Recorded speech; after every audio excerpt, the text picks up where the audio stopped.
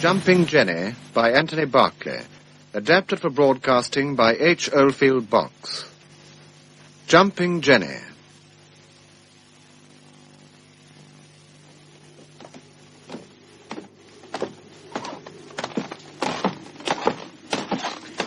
This way. They're through the sun parlour here, Roger. Out on the roof. Mind that step, Colin. Aye, right. Well, there's the exhibit. What do you think of it? Very effective, Ronnie. Charming, in fact, isn't it, Colin? Oh, delightful. Just what the doctor ordered to soothe our nerves and give us sweet dreams. A morbid old devil, aren't you, Ronald? The result of writing those blood-curdling whodunits of yours, I suppose. Oh, dash it, this is a fancy dress party I'm giving. And when murder is the theme, I like to set the scene properly. And so you have, Ronnie. 3 gallows with nooses and hanging dummies. 2 jumping jacks and 1 jumping Jenny. Jumping Jenny? Well, doesn't Stevenson and Catriona call them jumping jacks? So I suppose the feminine would be jumping Jenny. Oh, I get you. And jump they do in this wind. You know, I'd hate to be hanged. Aye. So ignominious, to say the least of it. Well, I've no intention of being. Nor have I, Roger. I mean to die in my bed like a gentleman. Well, that's that.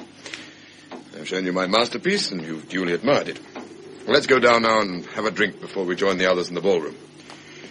I've rigged up a bar in the room leading out of it, which I'm almost as proud of. Oh, don't mind that step, Colin, you clot.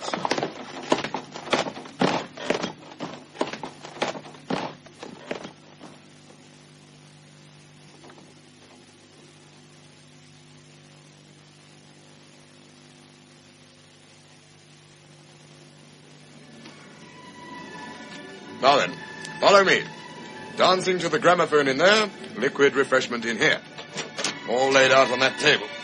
Oh, hello, Philip. On your own? Yes, Ronald. Been working like a stevedore all day, so I felt the need of a pick-me-up. Oh, well, we'll join you. Help yourselves, chaps. Don't wait to be asked. Let me see, Philip. Colin Nicholson, you know. Oh, yes, rather. Cheers, Colin. Cheers, Philip. Nice to see you again. But Roger you haven't yet met. Our modern Sherlock Holmes. The terror of all lawbreakers, Roger Sheringham. Dr. Philip Chalmers. How do you do? How do you do, Mr. Sheringham?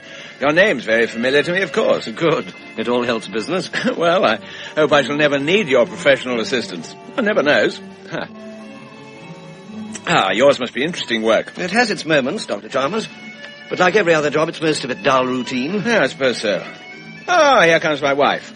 Laura, dear, come and meet Mr. Sheringham. Well, how do you do, Mrs. Chalmers? How do you do? Hello, Colin. Hello, Laura. Have a drink? No, thanks, Ronald.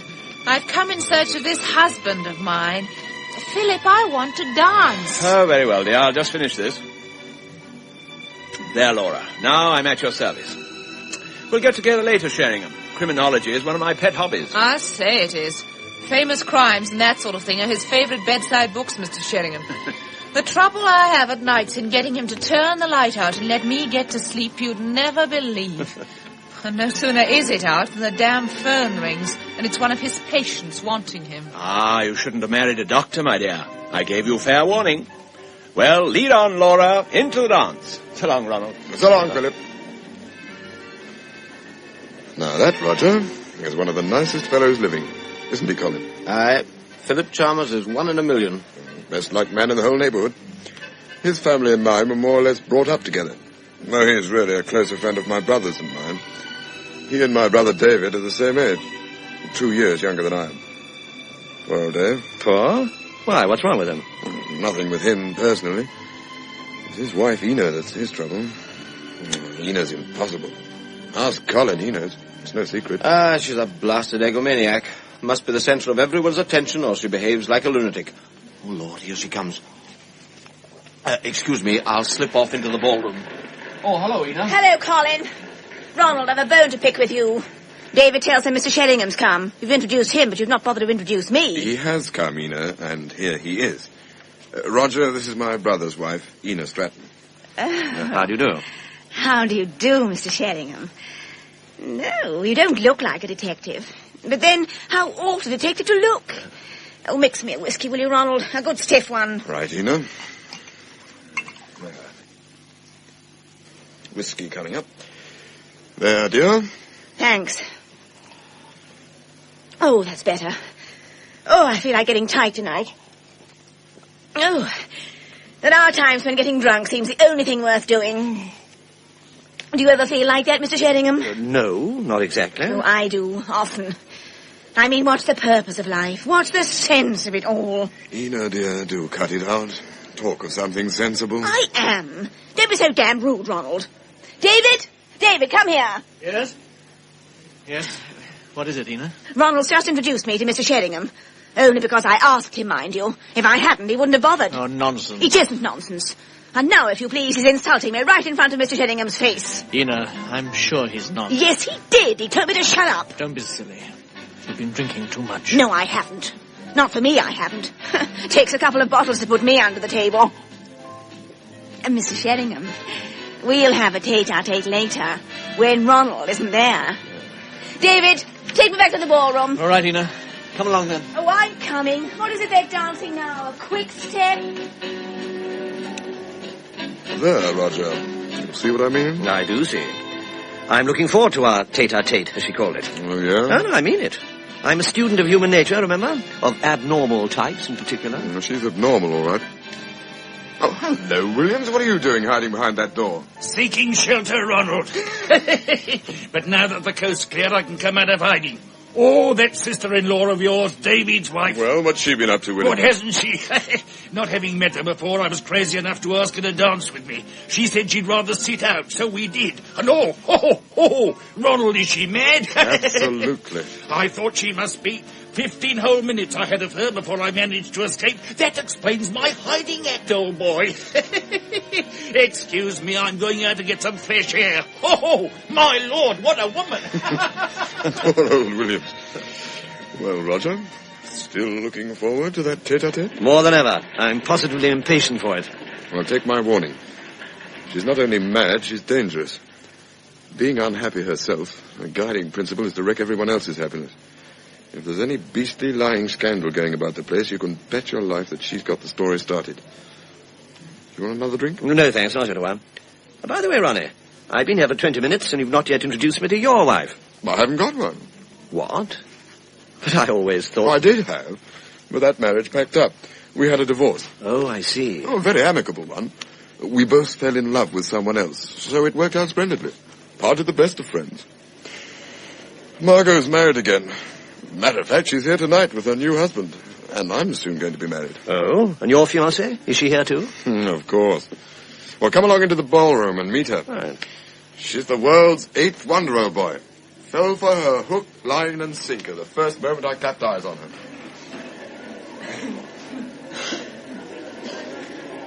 Agatha, darling. Oh, hello, Ronnie. Darling, this is Roger. Mrs. Lefroy, Roger Sheringham. Oh, how do you do, Mr. Sheringham? How do you do? Well, I'll get back to my social duties and leave you two to get acquainted. But remember, Agatha, we're having the supper dance together. I remember, darling.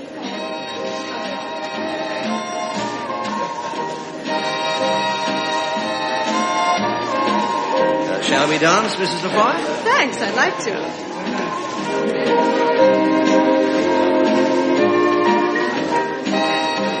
So you've been married before, too, then? Yes, well, I still am. At least I think I am. Oh, I gather from Ronald that you're engaged to him. Oh, I am. I've got my decree nisi, but not my absolute. Oh. My first marriage was a howling failure.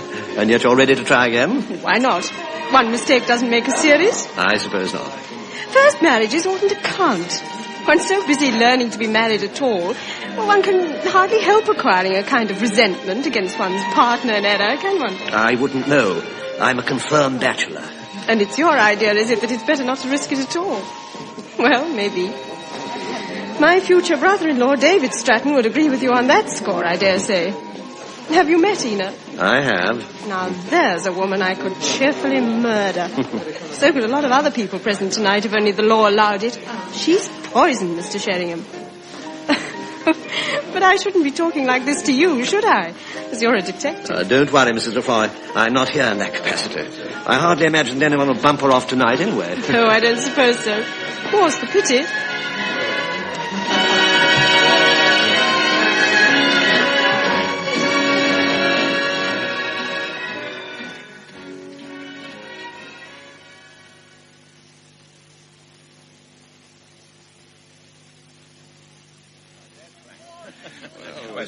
Complications.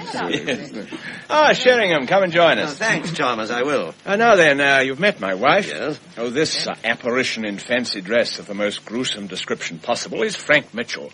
Another medico, incidentally. How do you do? How do you do? We've been talking shop, haven't we, Frank? We have. Do you ever talk anything else, Philip? Well, sometimes, my dear, sometimes. Not when you and Frank get together. There's something in that, Philip, you must admit. I suppose there is. Well, now Sheringham's come, we'll change the subject from hernias and gastric ulcers to our murder party disguises. Thank goodness. Well, Mr. Sheringham, who am I meant to be? That's easy. You're Mrs. Maybrick. Congratulations. How did you know? Her dress is a copy of the one Mrs. Maybrick wears in the Chamber of Horrors. And a very good copy it is, Mrs. Chalmers. There, Philip. Didn't I say it was worth taking trouble? Philip has just come in his dinner jacket. He never will dress up. Well, Sheringham, you may call me an undiscovered murderer. I know from your books it's a theory of yours that the world's full of them. Oh, I don't know about that. Philip's not one of them anyway. Philip couldn't murder anyone to save his life. I am an undiscovered murderer doctor. We doctors have weapons at our disposal the layman doesn't possess. Deadly drugs and so on, haven't we, Frank? We have. Not that my crimes were committed with them. My methods were much cruder. Now, Mr. Sheringham, look at me hard and tell me who I'm meant to be. I've no idea. Is the mask you're wearing a clue? It is. And my blood stains. No, Dr. Mitchell. I'm defeated. I'm another murderer whose identity was never discovered. Jack the Ripper. That's cheating. Oh, no. My mask, hands stained red on my cheeks and forehead. Blood. Oh, I'm going to drown my sorrows at Ronnie's expense. What is life, Mr. Sheringham, but frustration and disappointment? Nothing at all. Oh, God, she's off. Philip, let's go to the ballroom. Very well, dear. Excuse us, Mr. Sheringham. Ina, we'll leave you to tell Mr. Sheringham your views on the futility of existence alone. We've heard them before. Philip, bring my wrap. Right. So long, friends. So long. Polite, isn't she? But that's how she always is. How Philip Chalmers ever married her, I can't imagine. More whiskey, please. I'll have it straight this time. Straight? Very well. Well, by the way, Mrs. Stratton, I must congratulate you on your dress. I identified you immediately. Mrs. Piercy, isn't it? It is? To the life. But how brave of you to come as a char in a plain black dress. Weren't you tempted to choose a costume part? Oh, no. I was always a character actress. I was on the stage once, you know. Really? Before you were married, of course. No, after. Marriage didn't give me the fulfillment I expected from it. But the stage did? Oh, for a time. But I managed to find fulfillment in the end. Can you imagine what it was that brought it? Oh, I expect you can. No. Why? Having a baby. That's the only way to fulfill oneself completely. Then I look like remaining unfulfilled. Oh, for a woman, of course, I meant. A man can fulfill himself in so many ways. Oh, I wish to heaven I'd been born a man. Well, even we men start off as babies. You know what I mean. You don't know how lucky you are, Mr. Sheringham. Well, perhaps I'll find out as time goes by. More whiskey? No, that'll do for the moment. Oh, I feel stifled in here. Let's go up on the roof. I want to look at the stars. Would you mind awfully? Not at all. I should love to look at the stars.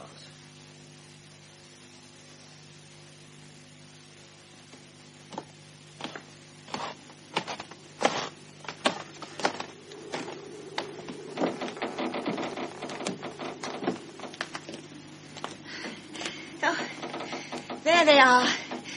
Millions and millions of them. Oh, lovely stars. I wish I were a star.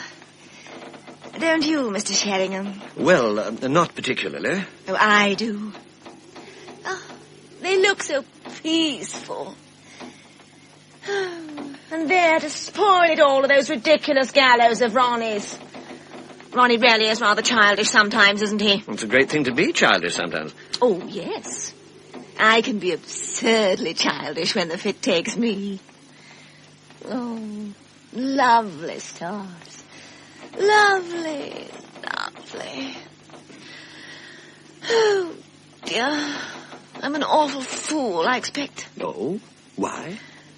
I feel so terribly introspective tonight.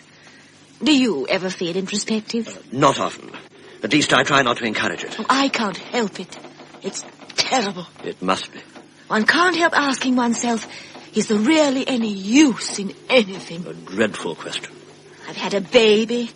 I suppose I could say I've had some success on the stage. I've got a husband and a home. But is it worthwhile? Ah. I sometimes think the best thing to do would be to put an end to it all. Oh, come. If only one could find an easy way out. Sometimes I lie awake for hours, wondering if the gas oven would be the best solution. You don't mind my talking to you like this? No, of course not. But I'm sure you don't mean it. Oh, I do. I'm so glad we met, Mr. Sheringham. The moment I saw you, I knew there was a kind of affinity between us. An affinity of souls. Do you believe in the soul? Well... Oh, I do.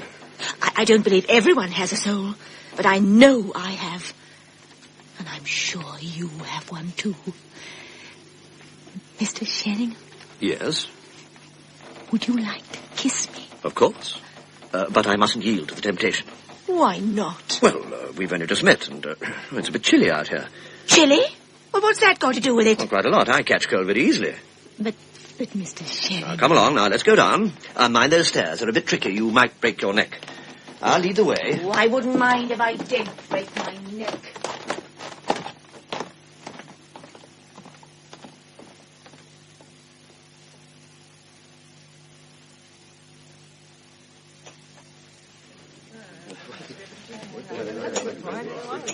Well, I don't know about that, Williams. Just now, when I was dancing with your wife... Oh, hello, Roger, my lad. Where have you been? Having a tete-a-tete with Ina Stratton. Have you? If help you. Oh, I survived. Just. Where did she take you, Sheringham? Up on the roof, Williams.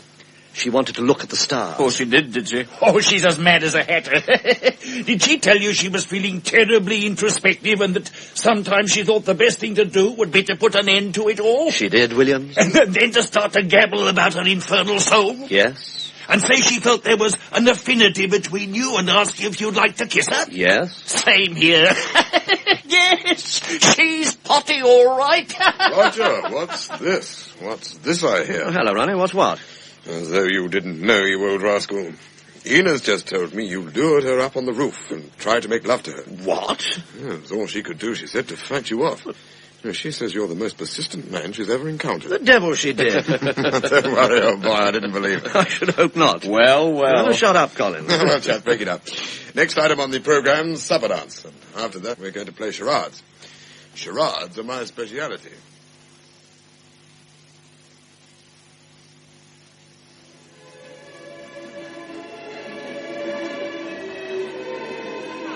Oh, I'm bored. Are you, Ina? Yes, it's a rotten party. Rotten supper, rotten charades. I'm bored. Everybody's bored. Ina, dear, do be quiet. No, David, I won't. This party wants waking up. I know what.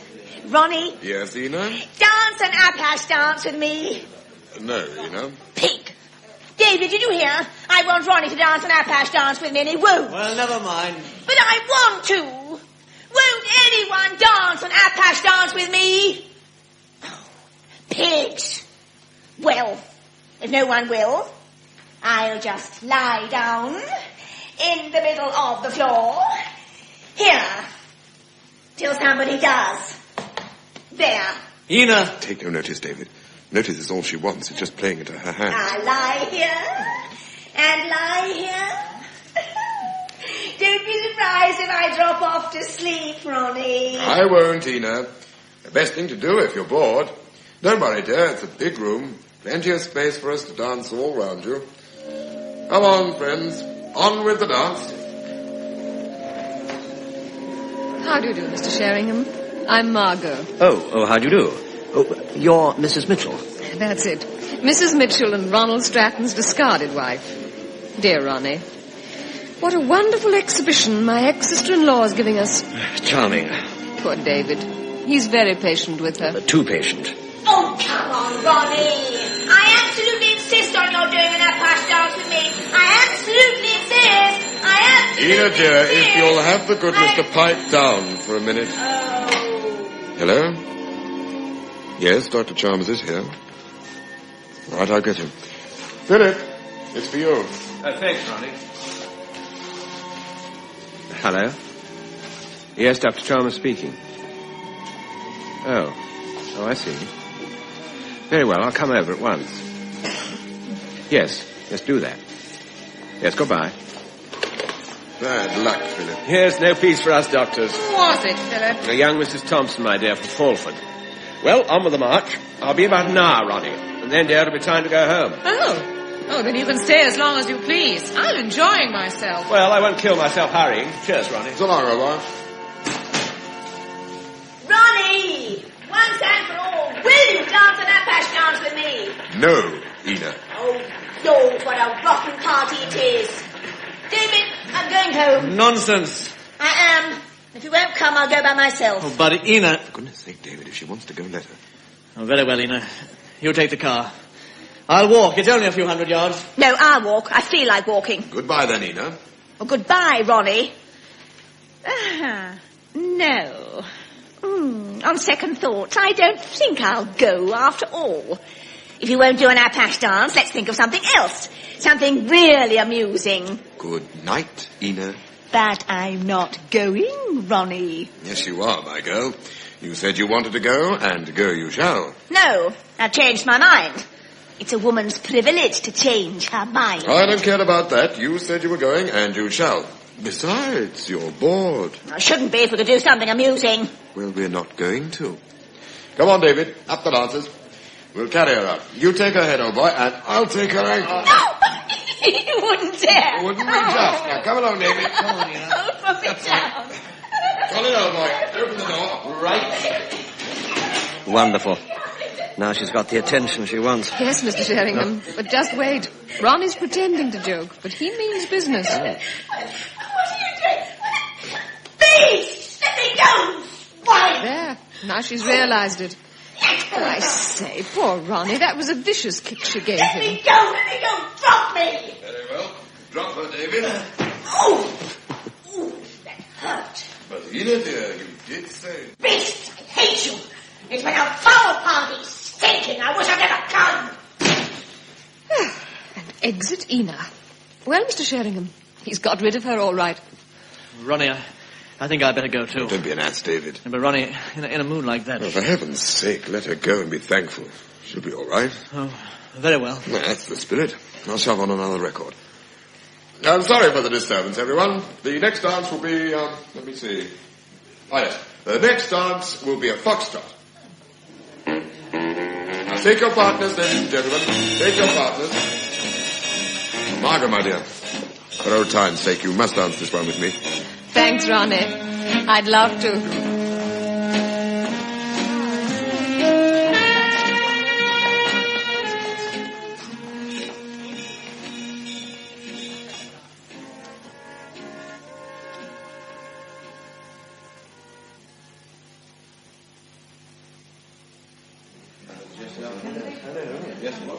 Ronnie, I really will slip off now.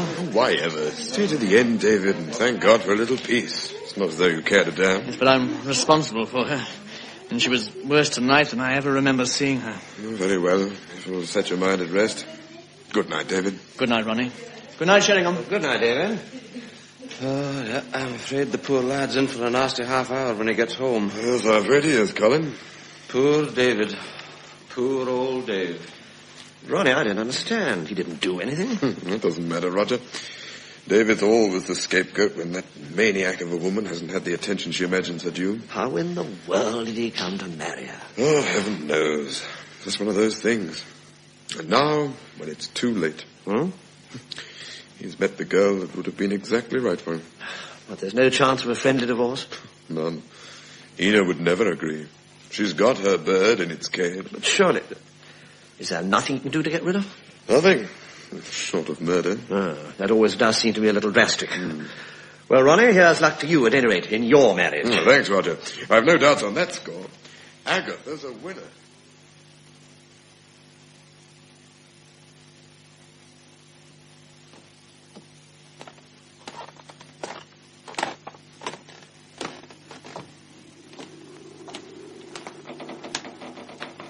Hello, Ina. Hello, Phil. What are you doing up here, all on your own, slumped in that chair? Saying my last prayers before I jump from the roof and end it all. Don't be silly. I'm not being. I mean it. Come to that, what are you doing here? Well, that's easily answered. Got back from my patient a bit sooner than I expected. Thought I'd have a quiet pipe before rejoining the party. Far from the madding crowd and so on. Oh, sorry to be in your way. You're not. What's the matter, Ina? Nothing. Only that Ronnie and David between them threw me out of the ballroom just after you'd gone. Threw you out? Well, that can't be accurate, surely. That's right, call me a liar. My dear girl, I'd no such intention, Ask but... anyone who was there. I said I was going, and then I said I wasn't. Matter of fact, I thought you had gone. As I drew up on the terrace just now, I saw what I could have sworn was your car driving away. Oh, that must have been David. He thinks I've gone. He and Ronnie, they picked me up by the legs and shoulders and practically flung me into the hall. Only in fun, I'm certain. Oh, they pretended it was, but it wasn't. Ronnie was in earnest, all right. I saw the look on his face. Ina. Think of it. Think of the humiliation in front of all those grinning apes. I tell you, Phil, I've had enough. I'll make them suffer, you see if I don't. Now, Ina, listen to me. I could make things very awkward for Ronnie. Very awkward. But how? I don't like that woman he's going to marry. She's a bad lot. Agatha Lefroy? She's charming. Not to me. She's cut me dead the whole evening. She and Ronnie are living together, and she's not even divorced yet. I'm going to write to the Queen's proctor and tell him so. You can't do a thing like that. Oh, can't I? David knows I've been thinking about writing. I've told him so. And very likely he's told Ronnie. But, my dear girl, it's only guesswork. You've no evidence. Oh, yes, I have. And I'm going to use it. You can tell Ronnie so yourself if you like. I don't care. And as for David... Well, what about David? David's the nicest man I know. Is he? Tell me then, what do you know about him and that Griffiths girl? Elsie Griffiths? Why, nothing. What is there to know? But you know which of the Griffiths girls it is, don't you? How did you if there's nothing in it? Look here, Ina. If you're suggesting there's anything between David and Elsie Griffiths, you're absolutely mistaken. Oh, yeah. When I think of what I've done for David, I've given him my whole life. If that little chit thinks she's going to get him now, she's got another thing coming. Really, Phil. It's terribly funny when one comes to think of it. It's terribly funny. Ina, you're getting hysterical. I don't care. Why shouldn't I? I've had a terrible evening. All the women treating me as though I weren't there. And horrible men making love to me. Oh? Who has? All of them. They always do. That Mr. Williams, though his wife's actually staying in the house with him. And that private detective friend of Ronnie's. What? Roger Sheringham? Yes. He brought me up here. And the moment he got me alone... Well? Oh, he was disgusting. If I hadn't told him, I'd shout for help. Well, you do have a tough time with the lads, don't you, Ina? With all except you, Phil. You're the only decent one of the lot. You've never tried to make love to me. I wonder why you haven't. Well, your husband happens to be a friend of mine. You're terribly fond of David, aren't you? Of course. I don't think David would mind in the least. Not now. Now that he's having an affair with that Griffiths creature. Ina, he isn't. Look here, Ina. I want you to do me a favor. 2 favors, in fact. What? Put out of your head this ridiculous notion about David. It's entirely without foundation. Well? And second, give up this idea of writing to the Queen's proctor about Ronnie and Agatha Lefroy. No. But, Ina, you've got I'm the whole... sorry, Phil. As a law-abiding citizen, I feel it's my duty to write. And as for David and Elsie Griffiths... Well? It's decent of you to try and shield him. But I must have that out with David himself. You won't do it tonight, anyway. I will. I'd have done it before, but I only heard about it this evening. Overheard, that is. In that case, you should certainly wait. I give you my solemn word What's that worth? You'd lie your head off for David's sake. Oh, Phil, why can't I die? David would be glad. He could have his Elsie then, couldn't he? Ina, don't talk such nonsense. It isn't nonsense. David doesn't love me any longer. Nobody cares for me. Not even you, Phil, really. If only I could have an easy way out. Well, if you stay up here much longer without an overcoat, you'll find an extremely unpleasant one. It's getting colder every minute. You'll catch double pneumonia. I don't care. I wish I could. Weena, don't be an idiot. I'm not being. If I want to die, why shouldn't I? I see, Phil, look. What? Where? Those gallows of Ronnie's. The woman in the middle, she's fallen down. So she has. It's the wind. Her head's come away from her body.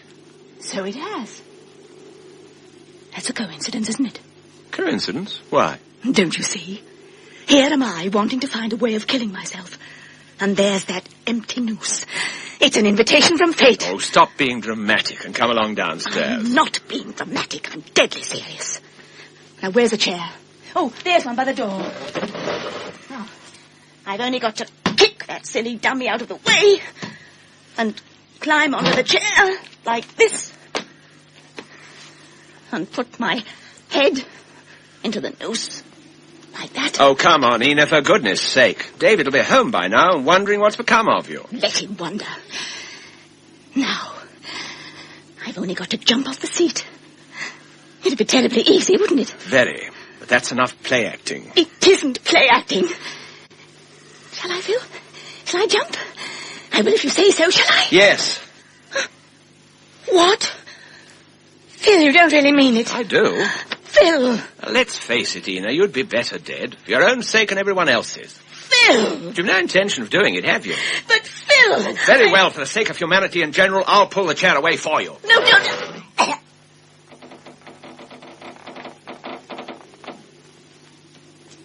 Well,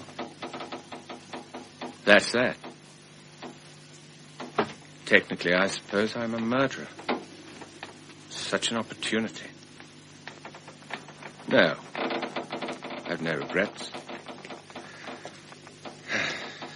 I've only to get downstairs without running into anyone and rejoin the party as though I'd only just got back from my patient. And only one conclusion is possible.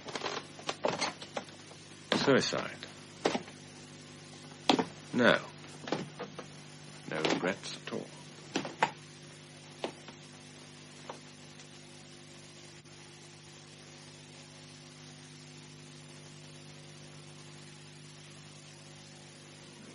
Good. My luck's held. There's no danger now. Oh, hello, Margot. Hello, Philip. So you're back. Yes, just this moment. I'm off to fetch my coat. Frank and I are going. You've seen him, by the way. He seems to have disappeared. No. Oh, well, I must find him. He can't be far. Good night, Phil. Good night, Margot. It's been nice seeing you again. It's been nice seeing you too, Phil. Oh, there you are, Laura, my dear. Well, time for bye-byes. But, Philip, there's only one more dance anyway before the party breaks up, and I promised Mr. Travis All right, dear, all right. We'll stay for that. But then you must say your adieus like a good woman. Even if Ronnie specially asks me to stay? Yes, dear, even if. Late nights don't suit me these days. Oh, very well, you old spoiled sport. Well, Chalmers, seen your patient? Oh, yes, Sheringham. Exactly an hour, as I thought it would be. Nothing serious, I hope? Oh, no, child had a stomachache. The mother got it into her head that it was appendicitis. But he's only eaten too much at his birthday party. Oh, bad luck. Oh, well, these things will happen. One has to go to be on the safe side. Yes, of course. Now then, ladies and gentlemen, take your partners for the last waltz.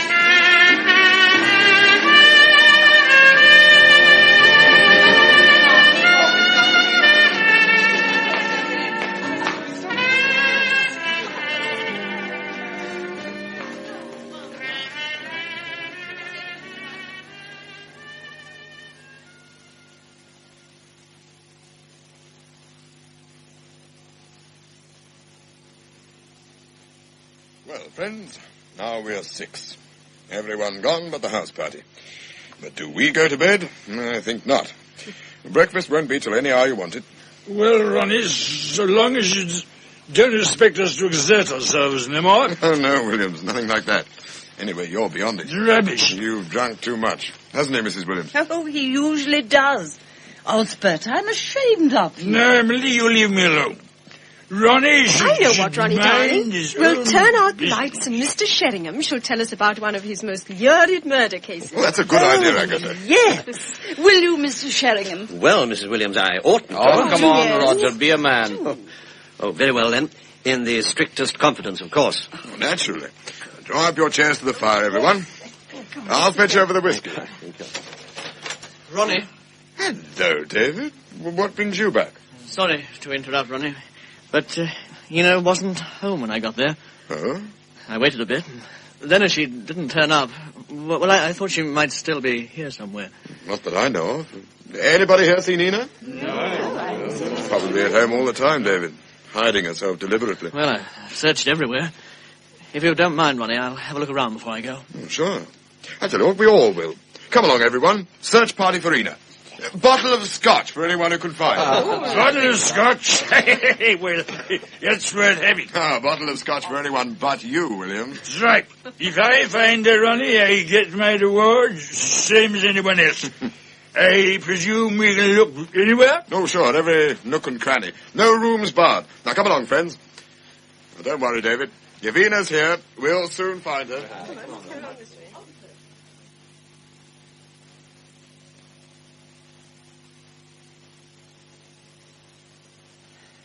Well, David, that's that.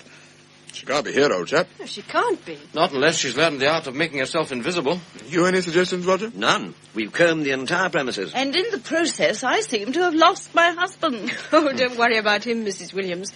He's probably crawled to bed and fallen asleep. Well, so long as it's his own bed, Agatha. Well, if it isn't, we'll soon shift him. Well, Dave, it's my bet Ina's at home and in bed, too, by this time. All right, then, Ronnie, I'll push off. But before I go, can I use your telephone? Of course. But who do you want to ring at this time of night? The police. The police? That's hardly necessary, surely. You don't know my wife, Sheringham. In the mood she was in tonight, there's no knowing what she might do. You mean she might walk into a lake and pretend to drown herself? She might actually drown herself, Ronnie. Oh, then, man, for God's sake, let her. Don't raise a finger to stop her for such a blessed action. I won't. But I've got to cover myself. How? By warning the police, there's a woman loose who isn't responsible for her actions. Don't you think I should, Sheringham? Well, perhaps. I don't think she's the least likely to do such a thing, but it may give her a fright, which, if you don't mind my saying so, she needs so badly. Yes, I had thought of that. Okay, David. Use the extension in my study. Well, thanks, Ronnie. Well, now, friends, we can relax again. And Roger shall entertain us in the way he'd promised when we were interrupted. Aye, come along, Roger. Which is it going to be? That double murder at Shoreham or that elderly bridegroom who... Ronnie! Sheringham! Oh, there you are, Will. Why, what's up? I found her. I found Ina. Where? On the gallows. She's hanged herself. Nonsense. Now, come and sit down and try and get sober. But, Ronnie, I tell you, I'd never realized if I hadn't banged right into her in the darkness. Oh, gave me a shock when I touched her hand. Cold as ice. Good Lord. Roger, this is where you'd better take charge. Right, Ronnie. Come along, chaps, let's go up. Ladies, stay put. Come along, Williams. Colin. Aye, right behind you.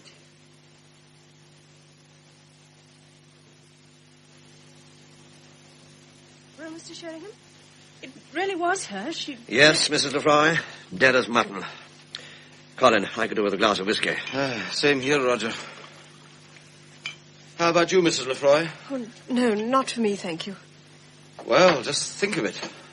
At least half of us looped on the roof. None of us thought of the gallows. Why should we have done?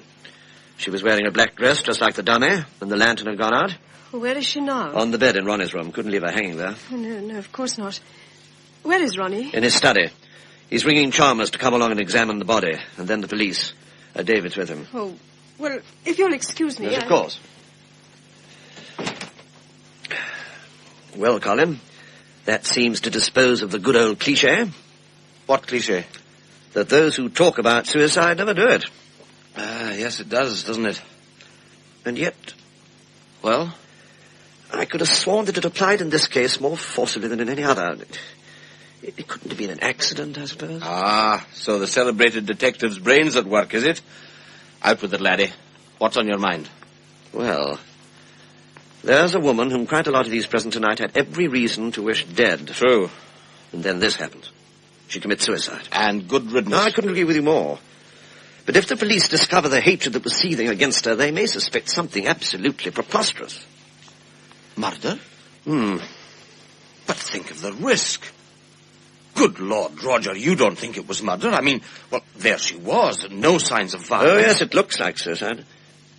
But, Colin... Well? Suppose it was murder. But it wasn't. Very likely, but suppose it was, and the murderer made a slip, as murderers so often do. Well, Mr. Sherlock? Well, in the ordinary way, I'm on the side of the law. That's how I earn my living. But in this case, if she was killed, my sympathies are all with the killer. I hear. Hey, Roger, where are you going? To find a torch. Whatever for? Before the police arrive, I'm going up to the roof to have another look round. Okay, laddie, if you must, though it seems to me damn silly. Do you want me to come with you? Don't bother. I'd sooner go on my own. See you later.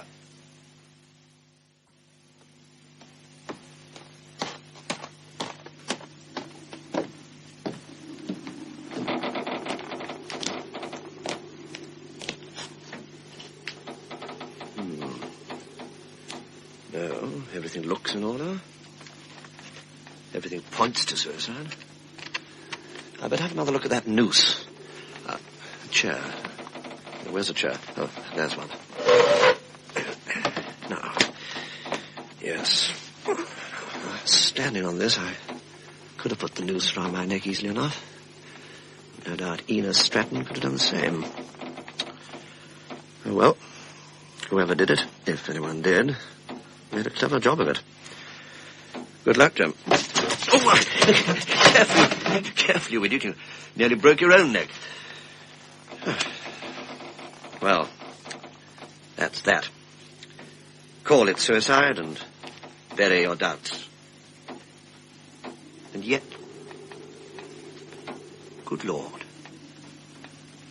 Roger, my boy, you're losing your powers of observation. That chair. It wasn't anywhere near the gallows till you put it there. It wasn't there when we came off after Williams found her. So it was murder. Someone did string her up. She couldn't have done it with nothing to stand on. What a slip for her killer to make.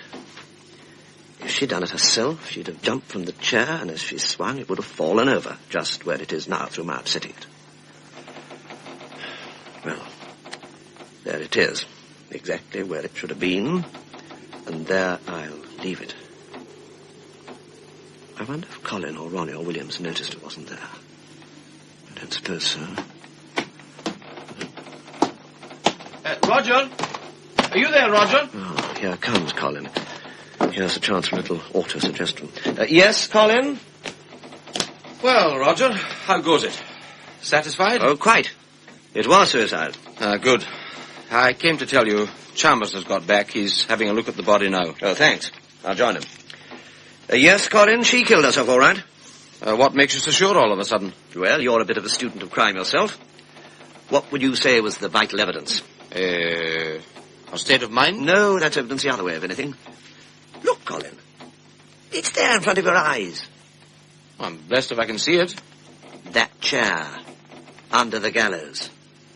Ah, I see what you mean. Very interesting. You noticed it, of course, when we cut her down without realizing its significance. An important piece of evidence, no doubt. If that chair hadn't been there... And you did notice it? Oh, yes, I noticed it. Colin, what the hell are you doing? I'm, wiping your fingerprints off it, old boy. What? In case you forgot to do so yourself. Wiping my finger? Aye. You see, laddie, I happen to know that chair wasn't under the gallows. It was over there. How do you know? Because I practically fell over it. Roger? Yes? If I were you, I wouldn't talk about that chair to anyone else. It might look fishy. Fishy? Aye. They might put two and two together as I did and realized you'd moved it. But... Oh, now come clean, man. You did. Yes, that is... What... If you hadn't been so emphatic about it, if you hadn't been so set on persuading me, I'd never have given the matter another thought. Wouldn't you? No. You know, the trouble with you, Roger, is that you talk too much. Not, mind you, that I blame you for doing away with the creature. What? You're not accusing me of killing her? No, not accusing you. But you might have done, mightn't you? Oh, I mean, all that anxiety to get back here on your own. Yes, mark you, to satisfy yourself that the murderer hadn't slipped up. Oh, very clever. Damn it, I hardly knew the woman. True. But a lot of murders, I dare say, have been committed from purely altruistic motives. I'm not all that altruistic. Look, damn it, I simply put the chair under the gallows to have a look at the noose. And as I got down, it fell over. Ah, it's very clever indeed. Oh, don't worry, Roger. I won't give you away. Oh, good Lord. Now, look here. Well, laddie? It was my intention to let sleeping dogs lie. And fallen chairs, too. Now, shut up. But now I'm going to pursue this case. It was murder. You agree with me there? Oh, yes. You've convinced me of that, anyway. Fine. Well, now I'm going to find out who did kill her to prove that I didn't. Unofficially, I hope. Of course. In this case, the police and I are on opposite sides of the fence. I'll bet you are. Though why you should worry? It's not very pleasant to be suspected of being a murderer, however altruistic. Only a possible, old boy. Oh, that's nearly as bad. Now, let's go down. I must see Chalmers. He'll be pretty well through with his examination by now, I imagine. Well, Chalmers? Oh, hello, Sheringham. I've just finished. One moment while I cover up. There. Dreadful business, isn't it? What could have possessed her to take her life like that? You're sure it was suicide? What else could it have been? Oh, nothing. I just wondered if there was a possibility of an accident. Accident? How? Oh, I don't know, but...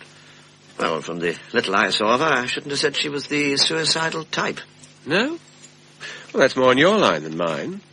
But I should certainly have said that Ina's neurotic, egocentric type has a predisposition to suicide. You'll be prepared, then, to give evidence to that effect at the inquest? I think so. Unless you can convert me to the opposite view. No, I expect you're right. How long would you say she's been dead? Well, about 2 hours. Yes, quite that, I should think. That'll be the police. They'll want my report. Then home to bed, I hope. I was just starting to get undressed after a good night pipe when Ronnie rang me. You coming down? Yes, I'll be in the morning room till the police send for me, if they do. Sure to. They'll be certain to want a word with the great Roger Sheringham. Well, let's go.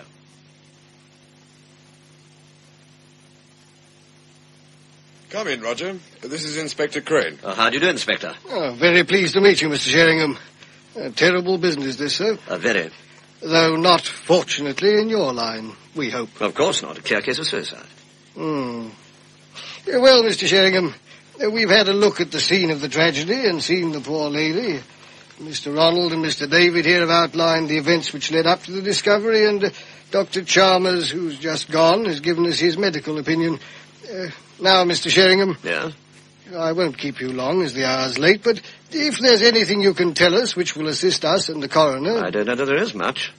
You must understand that I never met Mrs. David Stratton till this evening. Yes, Mr. Ronald has mentioned that. Roger, she told you, didn't she, that she was thinking of taking her own life? Yes, Ronnie, she did. But in spite of that, you did nothing? No, Inspector.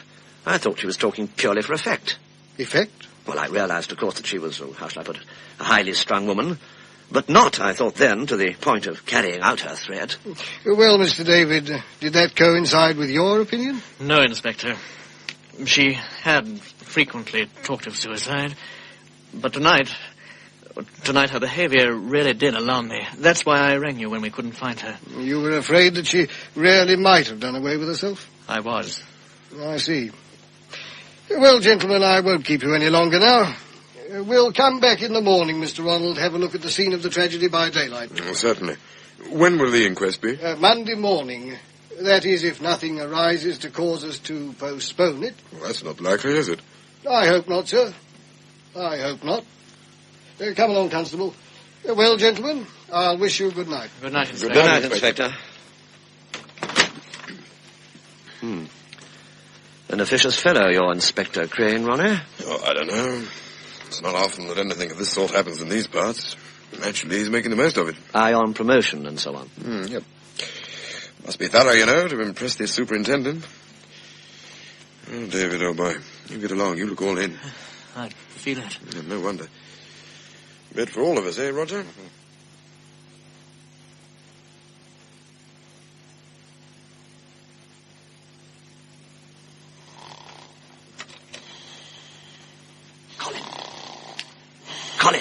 Colin, wake up.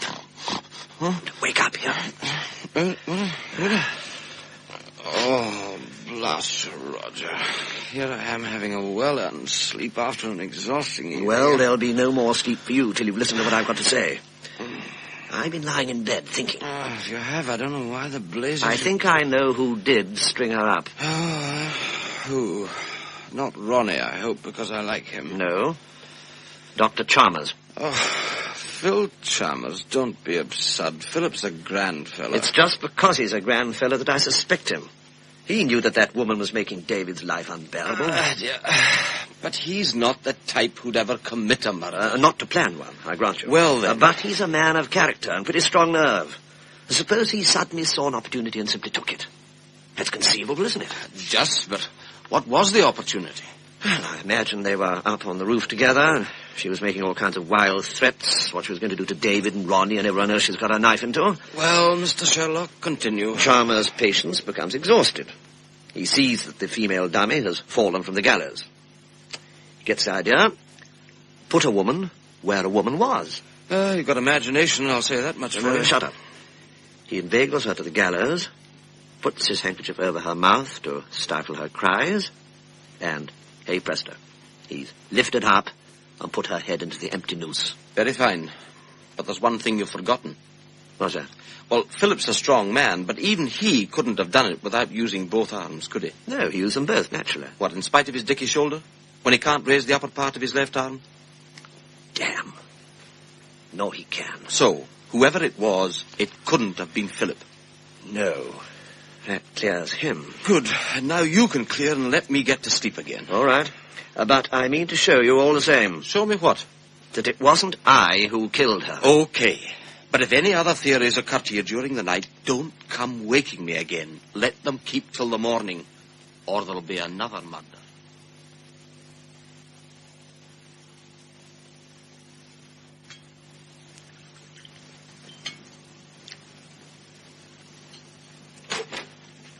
Morning, Ronnie. Oh, Roger. Glad to see you. Thought I was in for a lonely breakfast. There's liver and bacon, so on the sideboard. Help yourself. Thanks. Oh, by the way, Roger, I hope you're not thinking of cutting your visit short. There's no need. I'll stay with pleasure, if you'd like me to. Oh, good. Really no need for anyone to go. David's making arrangements for the body to be removed to his house this morning. Oh? But the inquest's to be here, isn't it? Yes, that'll be here, I take it. Well, in that case, wouldn't it be more convenient... For the body to stop here, too? Yes, I should have thought so. But David wouldn't hear of it. He said Ina's death had been quite sufficient nuisance to my guests already. That was very thoughtful of him. David is thoughtful. Coffee? Thanks. Oh, while I think of it, Margot's been on the phone, too. Rang up to say thanks for the party. So I broke the news about Ina. I shouldn't imagine she was very distressed. No, she seemed a little more agitated than I'd have expected. I suppose that was a surprise. Morning, fellas. Ah, Colin. Come along in and join the feast. Eat's over there. Thanks, but I don't know about feasting. A large cup of black coffee is all I feel like this morning. Black it shall be. Look as if you've got a bit of a hangover. I have. You look fresh enough, Roger. Thanks, old fellow. I feel it. A coffee, Colin. Thanks, Ronnie. Excuse me, sir. Yes, Alice? The police are here, if you please, sir. The inspector says, can he go up, if you please? Oh. Oh, well, right, Alice, I'll come along. Excuse me, chaps. Yeah, of course. I'll follow in a minute or two. Oh, will you? Thanks, Roger. Well, Roger, solved the mystery? Yes, Colin. I think I have. Oh, you do you? And who is it this time? David. What?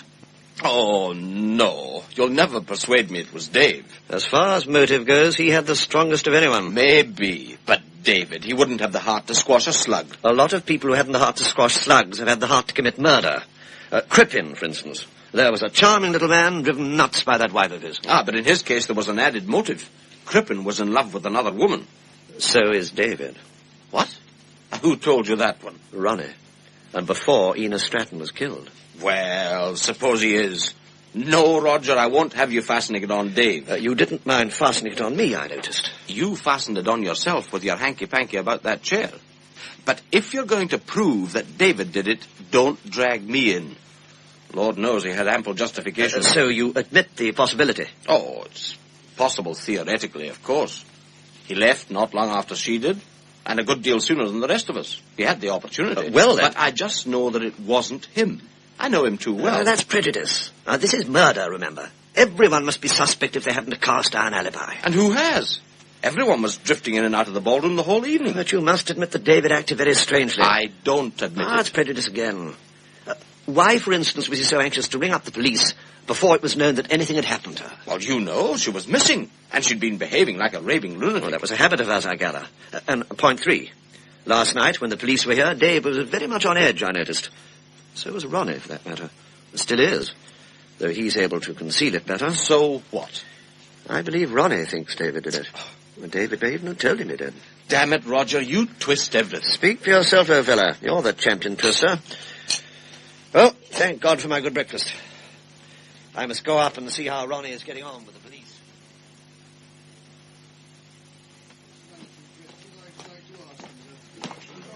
By the way, do you remember seeing the chair there? No, Inspector. I don't remember it being there at all, as a matter of fact. Oh, good morning, Inspector. Oh, good morning, Mr. Sheringham. I was just telling Mr. Stratton I'd like a word with you. Certainly. What about? This chair under the gallows. Oh, yes, what about it, Inspector? Well, sir, you see how it's lying? Right under the noose? Yes. Now, I've taken measurements, and if it had been like that, the poor lady would have been able to stand on it. The rungs would have supported her. Yes, I see what you mean. Perhaps it's been moved. And that's just what I wanted to ask you, Mr. Sheringham. Was it, to your knowledge, moved last night while you were taking the body down? Well, that's rather difficult to say. Do you remember if it got moved, Ronnie? I don't. As a matter of fact, I was just telling the Inspector that I don't remember it being there at all. Don't you? Well, I think I do. I expect someone must have kicked it aside, Inspector. Yes, I can understand that. But why was it put back again? Oh, well, probably someone just kicked it back. In any case, it's not a point of much importance, is it? No, probably not. No, I just didn't understand about it, and I thought you might be able to give me some information. No more than I have given. There was a certain amount of confusion up here, you must remember, and we were working by torchlight. It's surprising the chair didn't end up in the garden below, instead of more or less where it started from. Yes, no doubt you're right. Well, thank you, Mr. Sheringham. That's all I wanted to ask you. Can I be of any further assistance? No, Mr. Stratton, I don't think so. Oh, then we'll leave you to it. You'll let me know when you're through. I'll be in my study. Yes, thank you, sir. Well, come along then, Roger. After you, old fellow.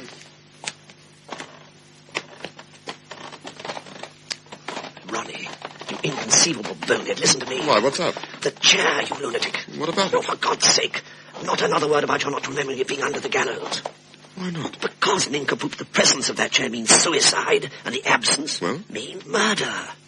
Oh, think it over and you'll see. Good Lord. But Roger... No, don't say another word about it. Leave it at that.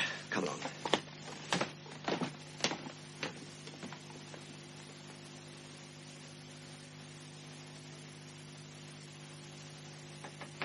Come in. Inspector, you're off? Yes, Mr. Stratton. Have a drink before you go. Thank you, sir, but I must see the superintendent. There are 1 or 2 points in this case that I'm not happy about. Oh? What are they, Inspector? If you'll excuse me, sir, I'd rather not discuss them. By the way, we're taking that chair. Oh, why? If you'll excuse me, sir. Oh, and another point. Has the body been moved?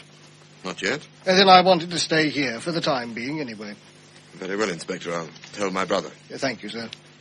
Your guests will be staying? According to present arrangements, they are. Ask them to, please. They may be wanting to give evidence at the inquest. Very well, Inspector. Well, I must get on. Got that chair, Jevons? Yes, Inspector. Then, gentlemen, I'll wish you good morning. Good morning, Inspector. I say, Roger, that's odd. It is. But it's no use worrying. No, I suppose not.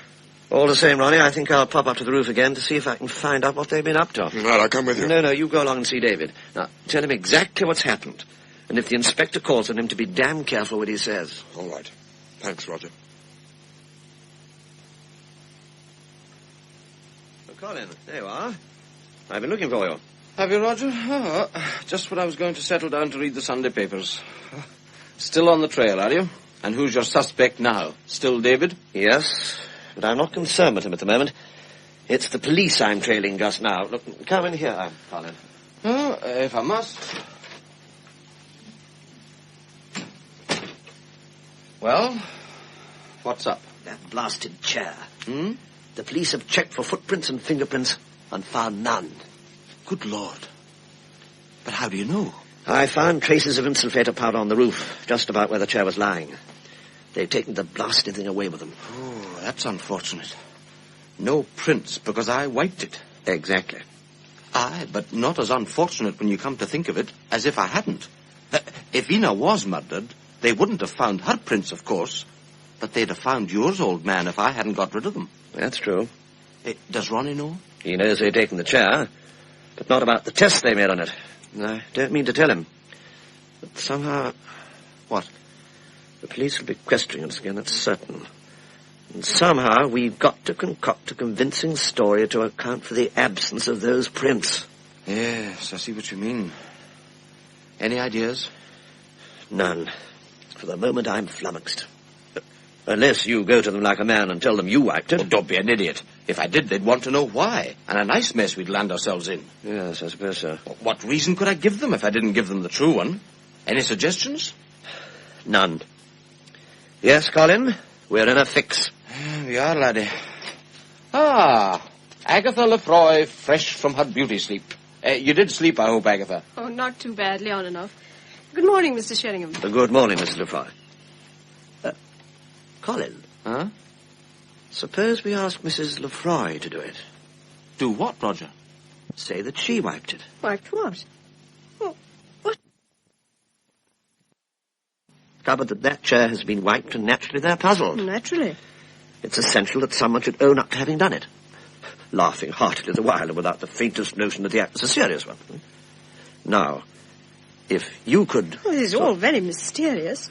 I'm simply dying to ask all sorts of questions, but I won't. Agatha, you're a grand woman. Thanks, Colin. Well, Mr. Sheringham, I could have done it. When I left you and Colin up here last night, I went up to the roof. Did you? Yes, morbid curiosity. Mr. Williams was still up there. No, I don't mind saying I wiped it. Fine. Provided, of course, I can give them a sensible reason. Yes. Why did you? That's the question. It couldn't have been jam or anything like that. A wee dicky bird, maybe. Oh, shut up, Colin. You wiped it very thoroughly, Mrs. Lefroy, the seat and the back of it as well. Now, why should anyone want to wipe a chair as thoroughly as that on a roof? I know, because of smuts. Smuts? Yes, I was wearing a white dress and I wanted to sit on it. But why should you? My delicate nerves, the effect of seeing those gallows. Yes, I remember distinctly. I was standing there under the gallows, and then I felt faint, so I picked up the chair. But what did you wipe it with? It's not very convincing, I'm afraid. I suppose not. Especially if you were feeling faint. Ah, Agatha never wiped it at all, nor picked it up. Williams, like the nice, polite gentleman he is, picked it up and wiped it for her with his handkerchief. No, Colin. I draw the line at confiding in Williams. But there's no need to. Just convince him he did it. Well, the man was as tight as a lord. He wouldn't remember if he'd wiped 50 chairs last night. Colin, I believe you hit it. But if Mrs. Lefroy sat on it, how did it get on its side again? Because as I got up, it fell over. Well done, Mrs. Lefroy. Perfect. I agree with Colin. You're a wonderful woman. Even Ronnie can't realize how magnificent you are. He will. Talk of the devil, here is Williams. Morning, Willie, old boy. Morning. Morning, everyone. Morning. By the way, Williams, a word in your ear. Oh, yes, Sheringham? I may be wrong, but I believe you've got the police worried. I? How? By wiping that chair for Mrs. Lefroy last night. In any case, I think you ought to tell them about it. Wiping a chair? I never wiped any chair for her. Mr. Williams. Surely. Well, when did I? When? Oh, you must remember. I joined you on the roof last night after you'd taken Ina down from the gallows. You were telling me how you'd cut her down, and suddenly I felt faint and wanted to sit down. Did you?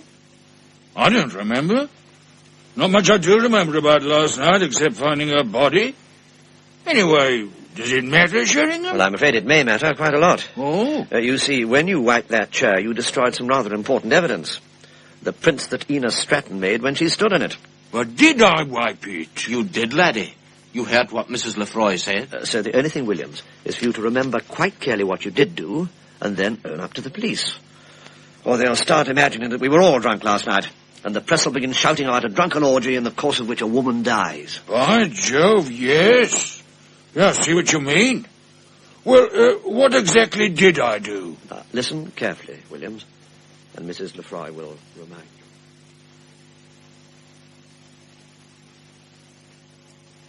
Well, now, Williams, do you think you've got it?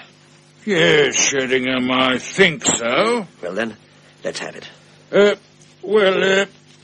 Mrs. Lefroy had come up to the roof, and I was telling her how we'd taken down the body and all that, and then I came over faint and wanted to sit. So I picked up a chair. And because I was wearing a white dress... Because you were wearing a white dress, you asked me to wipe it for you. And you did wipe it? Of course, with my handkerchief. Not only the seat, but the back of it as well? Yes. Good. Now, do you remember it all? Good Lord, yes. Damn it, Sheringham, I may have been drunk, but I wasn't as drunk as all that. Fine. And now, Williams, I'll run you down to the station and you can tell the inspector all about it. Right, Sheringham.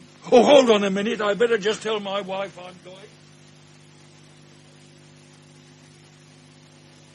Well, Roger, how did it go? Wonderful. Oh, Williams did his stuff splendidly. Believe it or not, he's now quite convinced that he really does remember. A little careful suggestion, didn't I tell you? You did. Oh, he gave the inspector quite a wigging when he began to cross-question him in front of the superintendent, too. That officious inspector. I hope he was duly humble. He was. Felt a complete idiot, if looks are anything to go by. Well, Colin, we're all set now. David is safe, if nothing goes wrong at the inquest tomorrow. I don't see how anything can, do you? No, though it never does to count one's chickens. But I wish you'd leave David out of it. David didn't do it. Well, someone did. Yes, that I grant you. Someone did.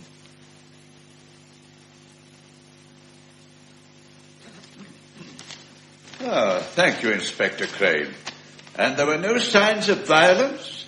No, Mr. Coroner. No, there weren't. Thank you, Inspector. A very concise statement. You may sit down. Mr. David Stratton. Yes, Mr. Coroner? I realize, Mr. Stratton, that this is a very painful occasion for you. But it is my duty to ask you a few questions. Now, casting your mind over the events of Saturday night. Thank you, Mr. David. That will be all. Mr. Ronald Stratton. Sir? You agree, Mr. Ronald, with your brother's opinion as to his wife's mental instability? I do. As my brother has told you, he had frequently consulted Dr. Chalmers on the subject. But Dr. Chalmers didn't think it necessary that she should be sent to a mental home. Not yet. Although he thought that might well become necessary in time. I see. Well, we can hear all about that from Dr. Chalmers himself later on. Thank you, Mr. Stratton. That is all I wish to ask you. Thank you, sir. Well, Colin, couldn't be going better, could it? No, Roger, so far so good. Not a word about that chair. No, the chair, I imagine, is a matter Mr. Inspector Crane would sooner forget. He'd hardly go rubbing the salt into his own wounds. Quiet, please. Mr. Williams. Yes, sir? Now, Mr. Williams, it was you who found the body. Yes, that's right. The inspector has read your statement as to how this occurred. Have you anything to add to it? Nothing. That's just how it happened. Quite accidentally. We'd been looking for Mrs. Stratton for some time, but none of us had thought of the gallows. Well, I mean, why the dickens should we? Quite so. Well, you fetched the others, I understand. That is, the men of the party. And the body was taken down and removed to one of the bedrooms. That's right, by the others. I stayed on the roof. You stayed on the roof? Alone? Yes. Why? Oh, blessed if I know. Just did. Did anyone join you there? Oh, that's right, Mrs. Lefroy did. And what happened? What happened? Well, I showed her the gallows and where she'd been hanging and all that. Yes, and then? Eh? Oh, she came over queer. I felt faint, I mean. Women do sometimes. Yes, quite understandable. And when Mrs. Lefroy felt faint? Well, I picked up a chair for her to sit on, of course, and wiped it for her with my handkerchief. You wiped it? Why did you do that? Because she asked me to. Hadn't any idea I oughtn't to have done it. Very sorry and all that. It didn't occur to you that the chair was the one on which Mrs. Stratton might have stood? No, I'm afraid it didn't. No. Well, perhaps in the circumstances that was understandable too. Where was the chair? Oh, my God. Where was it? Somewhere in the middle of the roof. Oh. In the middle? You're sure of that? Oh, yes, quite sure. Thank you, Mr. Williams, that is all. Thanks. Well, Roger, that's torn it. My God, it has. That's the one thing we forgot to tell him, the position of the chair. The inspector's getting his own back, it's all right. He hasn't dropped that chair far from it. Mrs. Lefroy. Now, Mrs. Lefroy, will you tell us what happened after Mr. Williams showed you where the body had been found? Yes, certainly. I felt a bit dizzy and wanted to sit down. So I asked Mr. Williams to pick up that chair. And wipe it for you? Yes. Why? I was wearing a white dress. Rather an expensive one. I see. And the chair you picked up, whereabouts on the roof was it? Whereabouts? I should think somewhere about the middle of the roof. Thank you, Mrs. Lefroy. Oh, my God. Colin, if you're called, say the chair was under the gallows. Never mind about explaining, say that. What, now, it's all landed for perjury? No, Roger, I will not. Well, damn it, man, we've got to be consistent. Yeah. Mrs. Lefroy realized that. But, Colin... Mr. Colin Nicholson, please.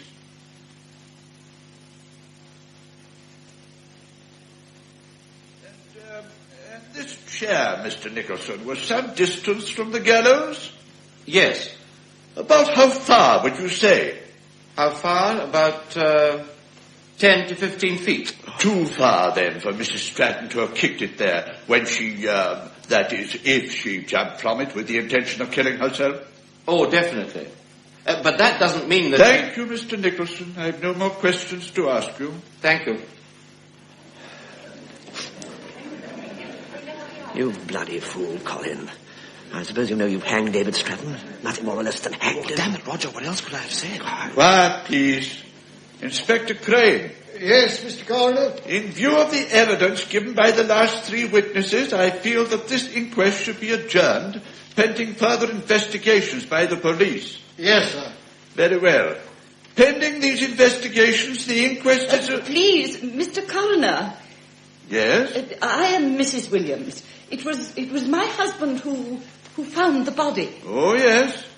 May I speak? Certainly. Now what? If you have anything of importance to say... Oh, I have.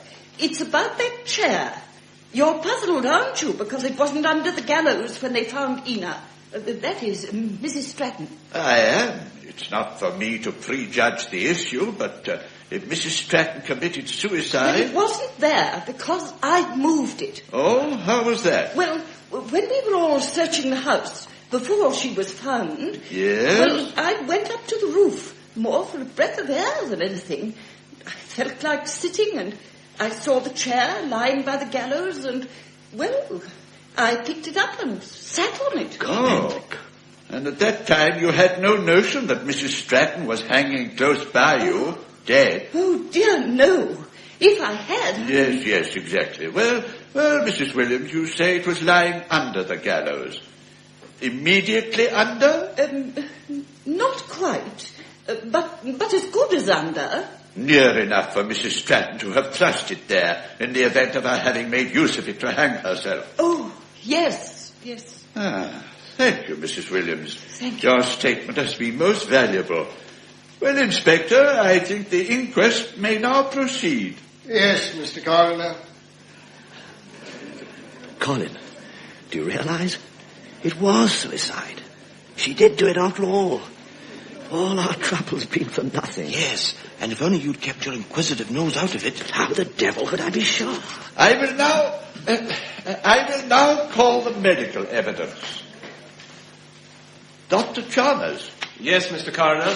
First of all, Doctor, as to this deceased's mental condition.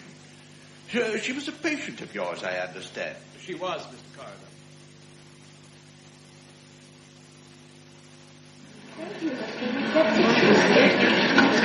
Quiet, please. Well, Inspector, this seems a cut-and-dried case. Taking all the evidence into consideration, only one verdict is possible. Suicide while the balance of her mind was disturbed. Mr. David Stratton, may I offer you my deepest sympathy?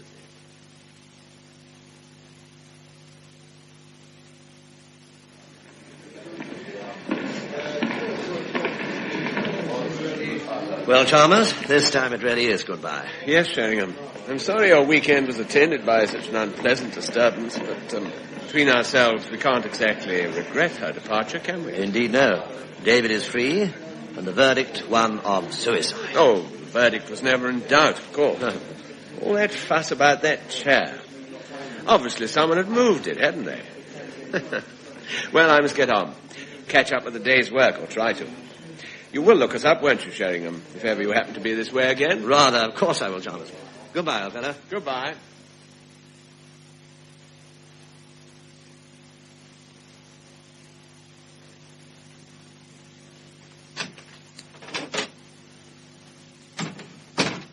Is that you, Frank? Yes, Margot. Hello, sweetheart. Hello. There's a paragraph in the paper here about that inquest on Ina. Oh? Suicide during temporary insanity. Oh, so that's that, isn't it? So I imagine. Why? Oh, nothing. Frank. Yes, Margaret? Darling, if I don't tell someone, I'll burst.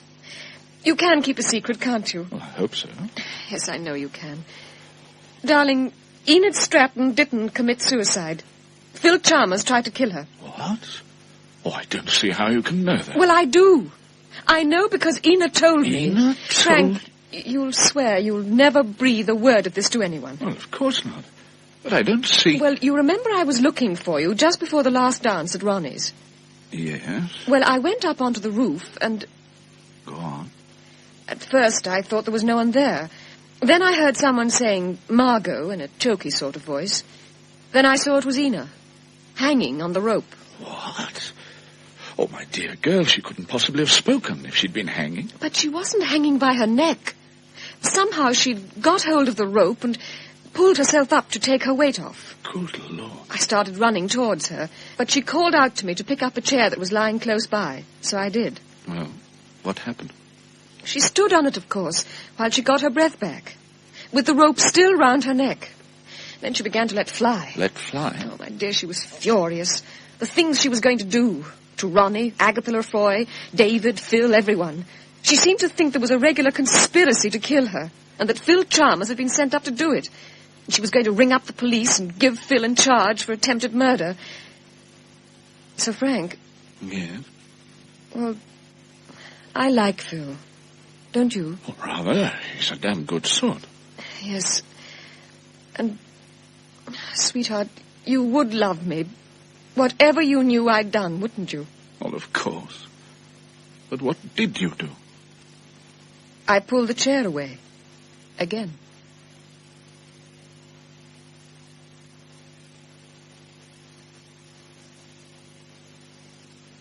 Jumping Jenny by Anthony Berkeley was adapted for broadcasting by H. Oldfield Box.